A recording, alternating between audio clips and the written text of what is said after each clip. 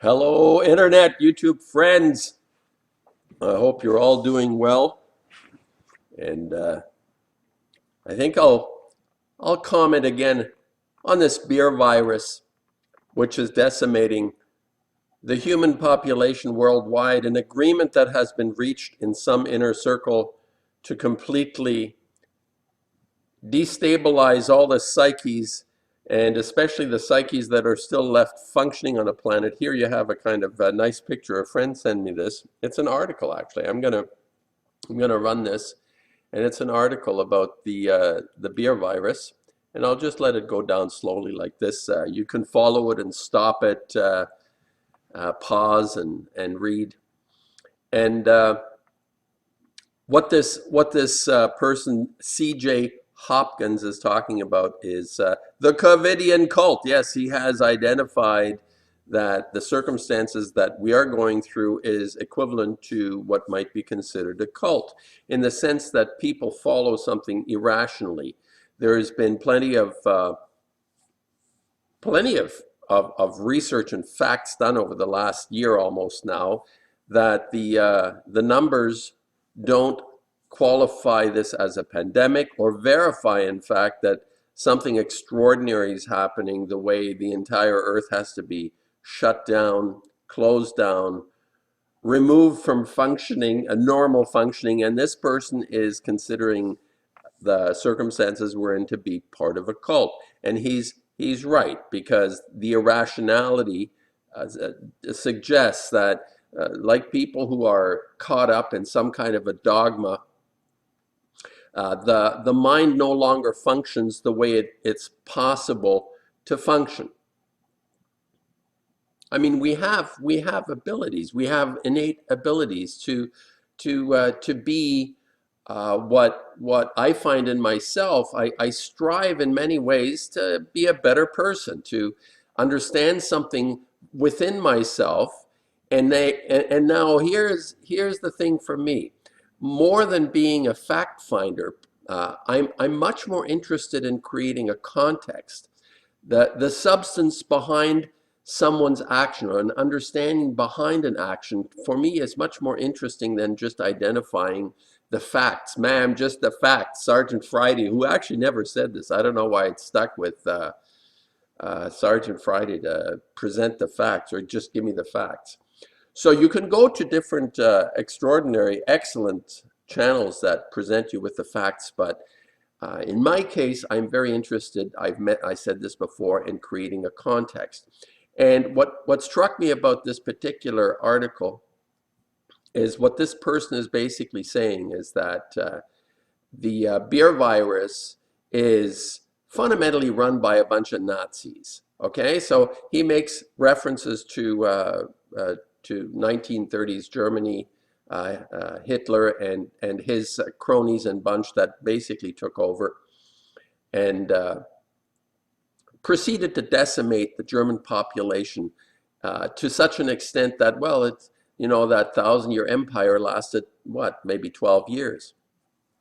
Not very long. It's a bit off. And here you have in this particular, I'll stop it for a second. In this particular article, he writes about the fact that 8 months later, I'm reading from here, 8 months later, the head of the health emergency program at the WHO has basically confirmed an IFR, which is the fatality rate, of 0.14% across the population, which is the same as the seasonal flu. So whatever illnesses have, or whatever illness this is supposed to be representing, is no more than the seasonal flu. And from age 0 to 19, you can see the numbers here. This is the rate of death among people based on the official numbers. And I even question the official numbers, because fundamentally this fellow doesn't go into the idea that this has not even been identified. This so-called virus has not even been isolated in order for us to make a judgment. But let's just go with the numbers that they give us, and it's rather disturbing when you look at this. People look at this, they can look at the facts and come to the conclusion that this is not what we're told it is. That's all. This is not conspiracy or anything. This is the facts, the way we're being presented. All right, so the context that I want to create now behind this event is, as this person has suggested, it's part of a cult. It's this giving loyalty or giving subservience to people who don't deserve even a minute bit of our attention, because there's obviously something going on that is untoward. This is a conclusion. So my thoughts here are that the COVID Nazis have basically taken over the planet, and like all other emergencies, the idea behind this, as it is now in the UK, they have a new strain or new version of it. This is going to be an endless war on the virus. This will be an endless war, and this is something that just needs to be stated. And I'm not going to be able to really alter the direction in this, what's going on. This is a huge event that's going on, that is beyond YouTube channels being able to alter the direction. As I've said, we can alter ourselves, but we can't really do anything. We can't make anyone feel anything. We may coerce or seduce, but the essential feeling, that decision that each person makes to act a certain way, outside of it being seduced or coerced, must come from an inner conviction. And in order for that to happen, we need to understand ourselves and create a context around what it is that we're making a decision on. So here is the context. Here's the part that I really find compelled, or I find really interested to do, and that is, not only is this particular beer virus establishing itself as a cult. Basically, a cult is behavior by people that is totally irrational, based on dogma, based on belief systems that are not substantiated by anything, especially inner conviction.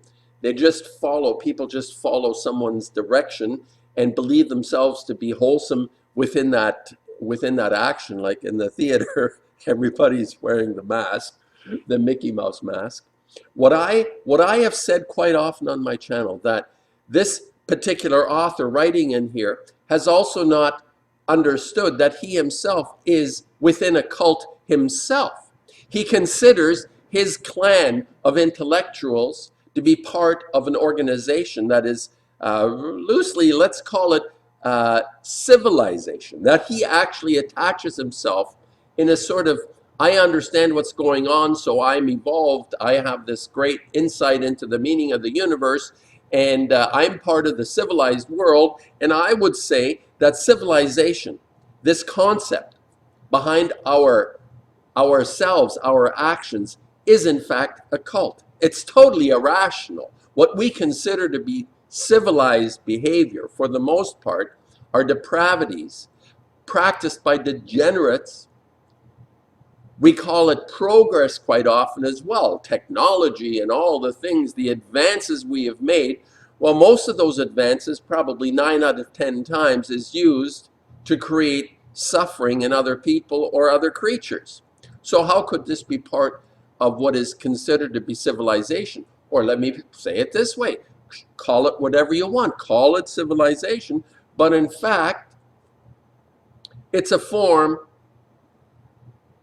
it's a cultism, it's a form of acting irrationally, or believing yourself to be on such a high level of functioning. Writing an article like this, I appreciate this author's insight, but still, to see themselves as being part of the solution, you're not part of the solution unless there is a fundamental rejection to all the things that don't work. Even if you're attaching yourself to something like civilization, no matter what, we want to be civilized. But if civilized doesn't work, well, let's look at the alternatives. Let's look at something else. What kind of behavior would in fact be if you want to put the term civilized on it, well, what would be civilized? Well, that number one would not be to create a pharmaceutical industry that is so in their white coats, feeling, pounding their chests in glee and satisfaction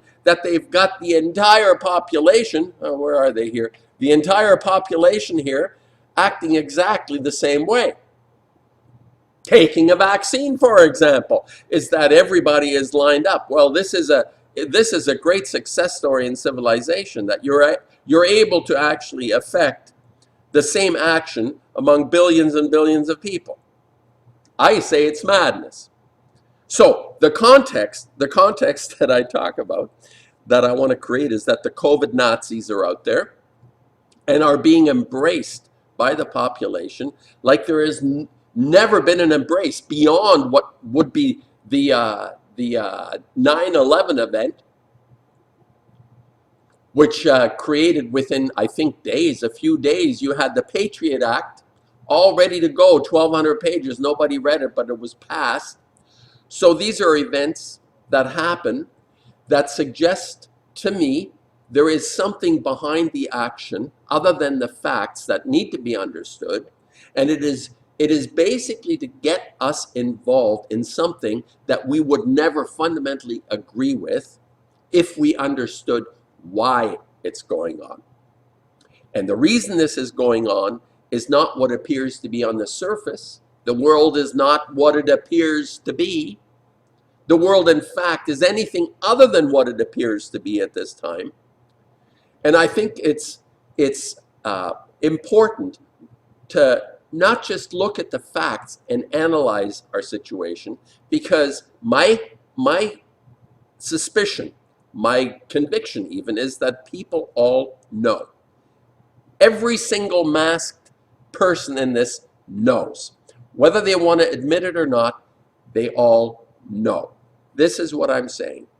And the reason we extend or we push ourselves into actions and activities, into agreements and conformities and compliances, is because we refuse to understand the context. We refuse to reflect on the obvious. And this is not something anyone can change, and anyone else, like, say, wake up, wake up. This just doesn't work. The imploring another human being to be other than exactly what they are is virtually, I don't think there is any success in demanding people to wake up and be other than they are. What we can do is to reinforce and even inspire someone to want to be something other than what they are, not by telling them, but by example. This is how I have experienced it in my life. I have changed my life by observing, through seeing other people act a certain way and feeling inspired and wanting to be like that person. Which is why Hollywood has always used the icon, the idea of the icon, that star, that starlet, that person who is so held up through movies. They create roles for a person. Humphrey Bogart. I actually liked Humphrey Bogart. But all these people that are held before us that are misfits. Essentially, all these actors are problematic people, to say the least. But they become icons.